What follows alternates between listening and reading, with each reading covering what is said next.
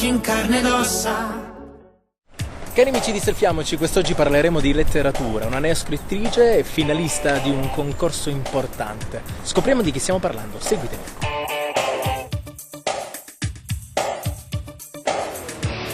Ed eccoci insieme a Lisa Ficara. Ciao Lisa, benvenuta. Ciao Luigi, benvenuta. grazie.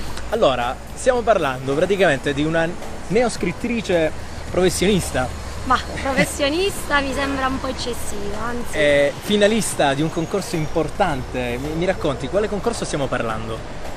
Sì, allora vabbè, la scrittura è sempre stata una mia passione, quindi un'amica così per gioco mi ha invitato a partecipare a un premio letterario a cui sono arrivata finalista. Come si chiama il premio letterario Salvatore Piccoli?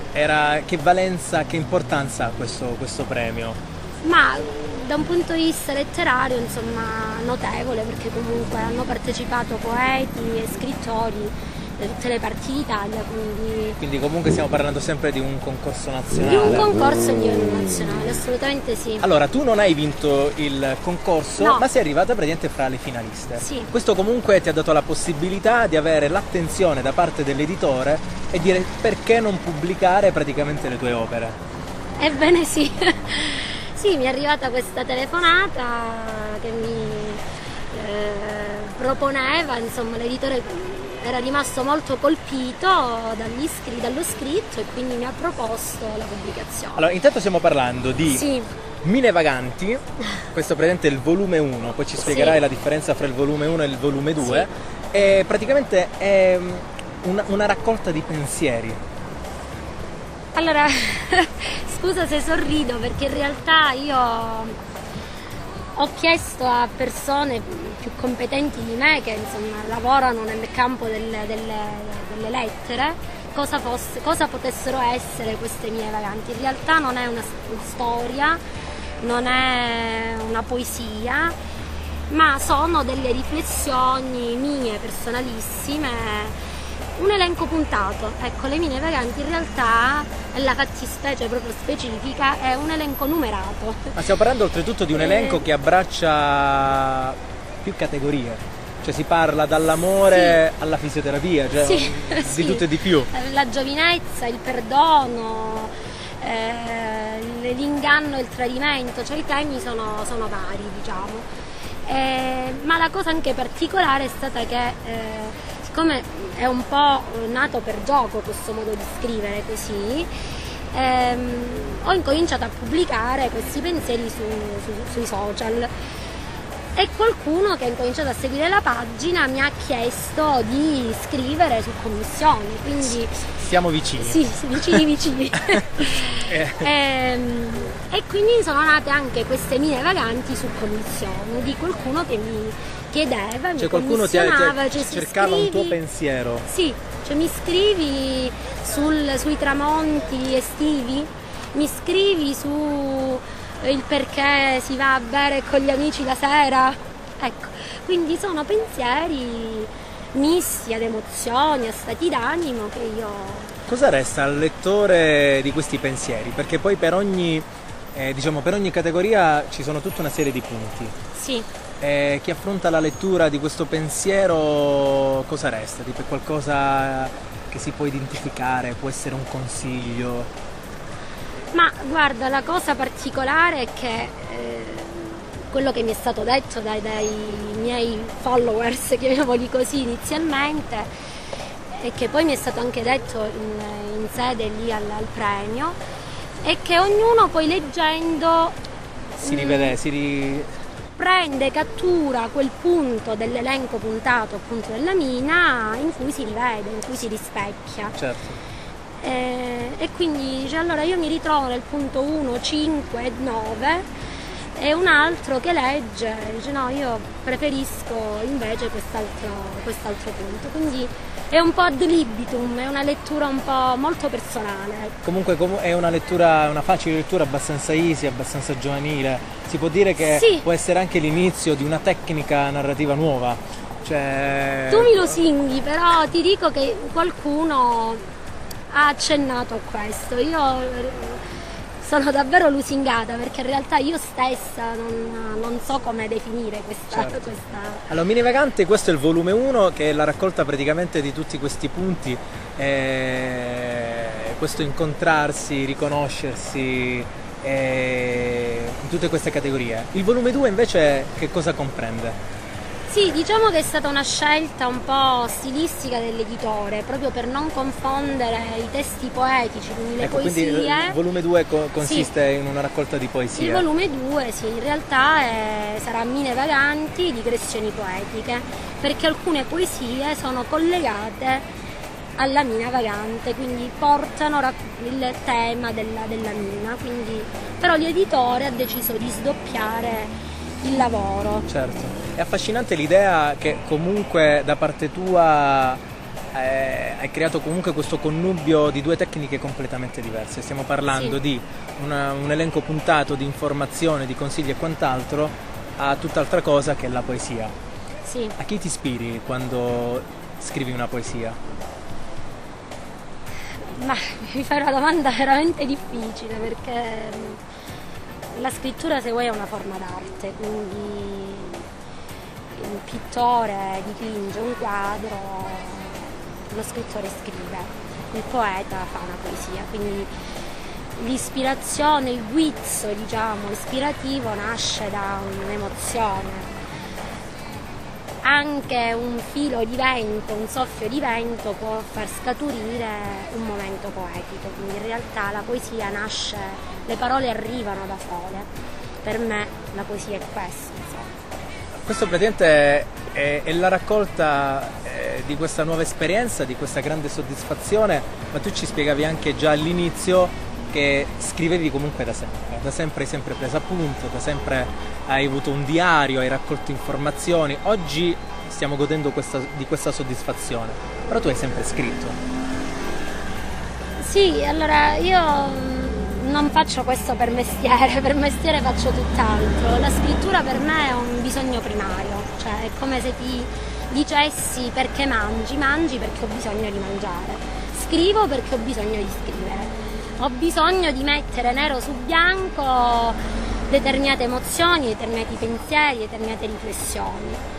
Per deformazione professionale ho sempre avuto l'esigenza di fare degli elenchi proprio per chiarire determinate situazioni, e poi la poesia. La poesia è un qualcosa che nasce spontanea, quindi scrivo perché lo trovo terapeutico. Per me la scrittura è libertà.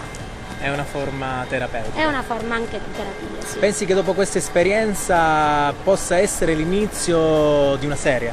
Cioè ti ritroverai praticamente a scrivere, a raccogliere altre informazioni per poi avere magari in futuro anche altre pubblicazioni? Ma guarda, l'editore in realtà ha iniziato con numerare anche lui i libri, volume 1, volume 2, quindi non lo so, speriamo sia di buon auspicio. Io non smetterò certo di scrivere,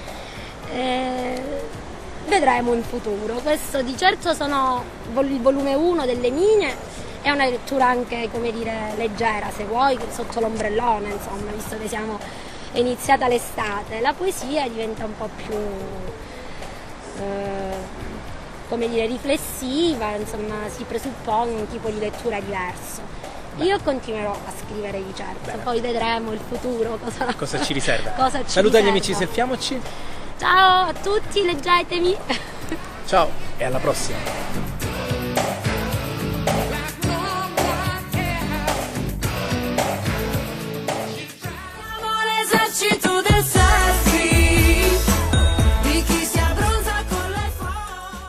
Cari amici di Selfiamoci, quest'oggi parleremo di musica, incontreremo un giovane talento che, bene sì, all'età di 7 anni ci fece notare a livello nazionale. Scopriamo di chi stiamo parlando, seguitemi.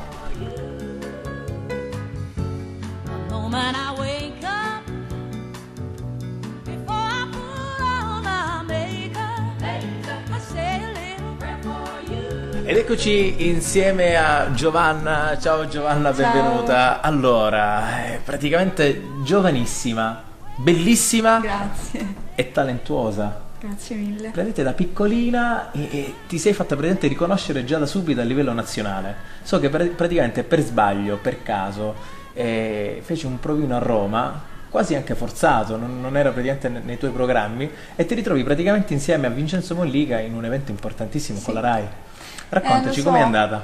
Questa è stata una delle esperienze, sicuramente l'esperienza più bella della mia vita, perché ho potuto conoscere il mondo della grande musica, ho potuto imparare tanto da questo mondo e adesso se sono comunque così, se suono così, se canto così, in gran parte è grazie a questo. Diciamo che ecco, dove siamo praticamente oggi non è un caso, siamo praticamente all'interno del conservatorio di Cosenza, dove praticamente tu fin da piccolina hai iniziato a studiare. Dove trascorro le mie giornate. Intere giornate. Vedo praticamente un via vai di artisti, di musicisti e non solo, dove praticamente dedicano tutta l'intera giornata e la loro vita allo studio della musica, del canto. Praticamente tu suoni il piano benissimo. Grazie. Canti anche, quindi c'è questa correlazione canto-strumento che non è per niente facile. Sì, diciamo che sto studiando tanto per riuscire a fare questo bene. È il mio più grande divertimento, la mia più grande gioia studiare e cantare e suonare insieme. Penso sia bellissimo veramente.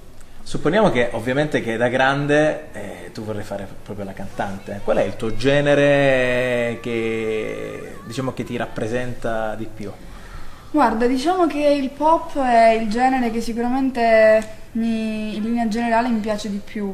Ascolto anche altri generi come per esempio il jazz, ascolto molto il blues che amo, però nella pratica, poi nel canto, comunque vado a cantare pezzi di rhythm and blues, di musica leggera in generale. Quanto è importante anche per una determinata materia, una determinata pretendente scelta musicale, avere anche una cultura per quanto riguarda anche le altre materie?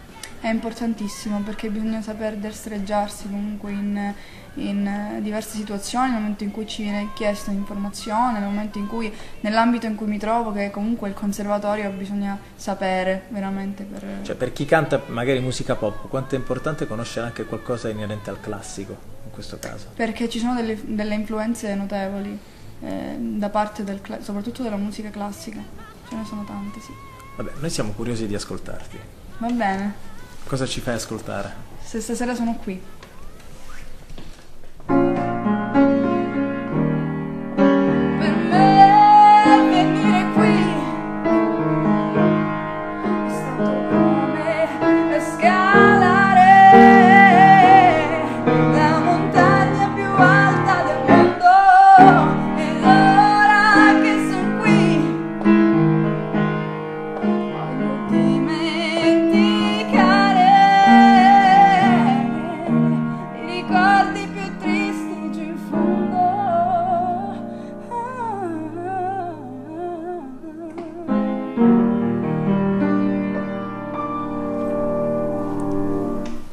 Stupenda, fantastica, Grazie, fantastica. grazie. L'abbiamo dovuta tagliare per ovvie ragioni, perché purtroppo i tempi a nostra disposizione sono veramente ristretti.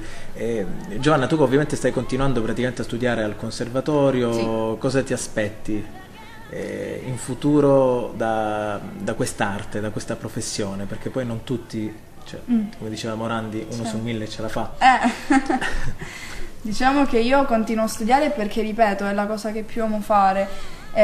Chiaramente mi aspetto di ottenere dei grandi risultati, come penso si aspettino tutti, però io, al di là del successo, al di là di tutto, anche se sembrano frasi fatte, però per me è veramente così.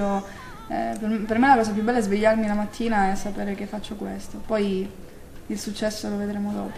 Avevi soltanto 7 anni quando ti sei trovata a calcare quel palcoscenico così importante. 7 anni è un'età così tenera, dove non si ha bene, ecco, l'idea di quello che si sta facendo, no? C'è quell'incoscienza, c'è quell'incoscienza che ti mette nelle condizioni praticamente di andare senza pensare, senza avere quel freno inibitorio, sai, l'emozione.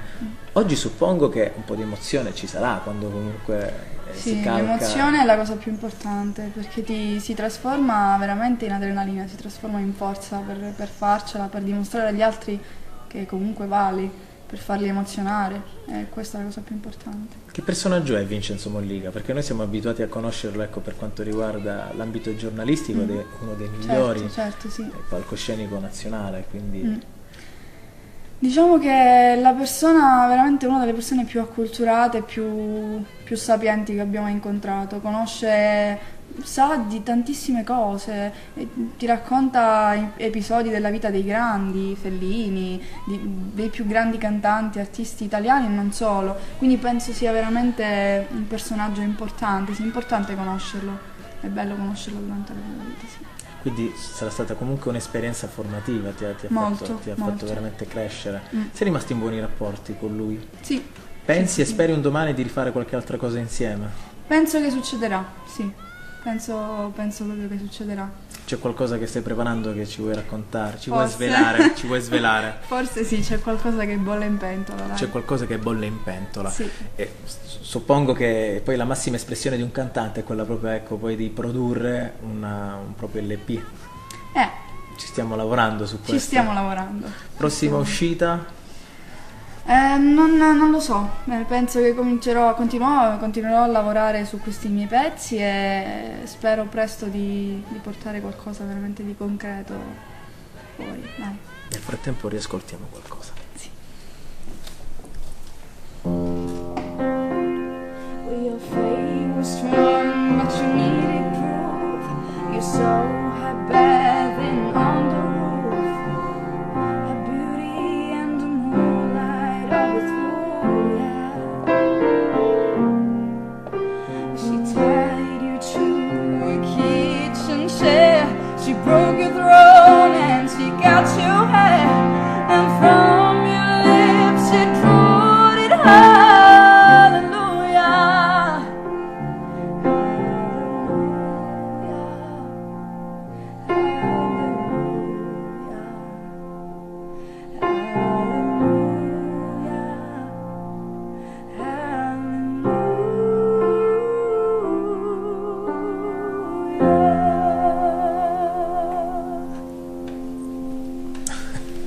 Beh, stupenda ragazzi, voi ovviamente da qui si percepisce tutta un'altra vibrazione che spero vivamente che sia arrivata anche questa vibrazione a casa.